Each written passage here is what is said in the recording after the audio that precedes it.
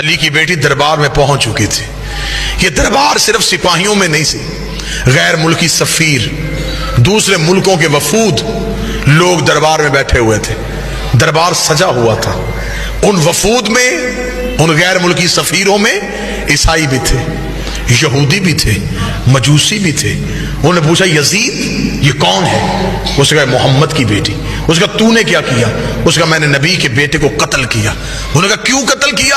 اس نے کہا اس لیے کہ حسین میرے اختیار کو نہیں مانتا تھا. میں بالکل عین تاریخ پڑھ رہا ہوں. حسین میرے اختیار کو نہیں مانتا تھا.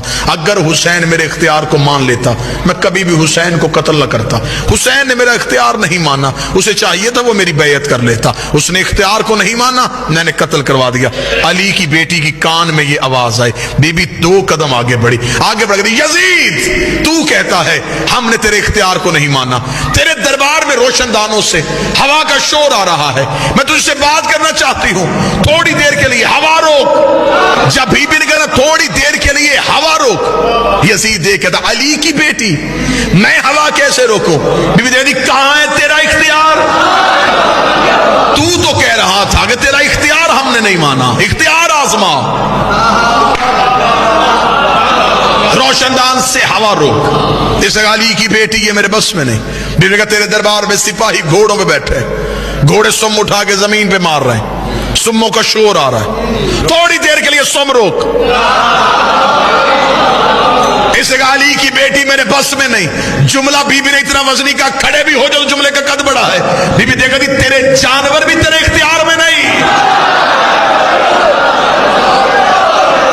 تو انسانوں پہ اختیار کی بات کر رہا ہے، تیرے تو گھوڑے تیرے اختیار میں نہیں. یہ کہنے کے بعد بی بی کا تیرے دربار میں اونٹ کھڑے، اونٹ گردنوں کو ہلا رہے ہیں، گلے میں گھنٹیاں ہل رہی ہیں، گھنٹیوں کا شور آ رہا ہے. تھوڑی دیر کے لیے اونٹوں کی گردنیں روک.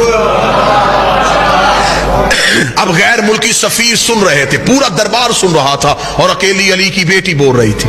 یزید کہتا کیا کہہ رہی ہے تو بنت محمد؟ کبھی کہتی ہوا روک، کبھی کہتی سم روک، کبھی کہتی اونٹوں کی گردنیں روک. یہ سب کچھ میں کیسے کروں؟ بی بی 4 قدم آگے بڑھی. دیر کا پھر ہم تجھے اپنا اختیار دکھاتے ہیں. بی بی خاموش. اتنا کہنا تھا، روشن دانوں میں ہوا رک گئی. جس گھوڑے نے سم اٹھایا تھا اس نے زمین پہ رکھا نہیں، جس اونٹ کی گردن ہلی تھی اس کی واپس نہیں آئی، جس انسان کی آنکھ کھلی تھی اس کی بند نہیں ہوئی، جس کا ہاتھ اٹھا تھا اس کا نیچے نہیں آیا، جس کے نتنے سے سانس نکلی تھی دوسرے نتنے سے واپس نہیں آئی. انسانوں کے دلوں کی دھڑکنیں ان کے کانوں میں سنائی دینی شروع ہوئی.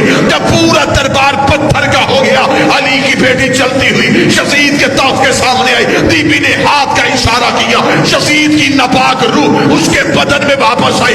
اس نے پورا دربار پتھر کا دیکھا کہ ہر چیز اپنی جگہ پر رک چکی ہے، اونٹ کا عالم ہے. یزید کے چہرے پہ موت کی ضربیں آئی. اس نے تخت پہ بیٹھ کر علی کی بیٹی مجھے معاف کر دے، علی کی بیٹی مجھے موت نہ دینا، علی کی بیٹی مجھے معاف کر دے. بی بی 2 قدم آگے بڑھی. بی بی نے کہا اب بتا کہتی تو ہے یا ہم ہے؟ اہل بیت سے محبت رکھتے ہیں تو نور اہل بیت کو سبسکرائب کریں، ویڈیو کو لائک اور شیئر کریں، اور بیل آئیکن ضرور دبائیں تاکہ ہماری آنے والی ویڈیوز آپ تک سب سے پہلے پہنچ سکیں.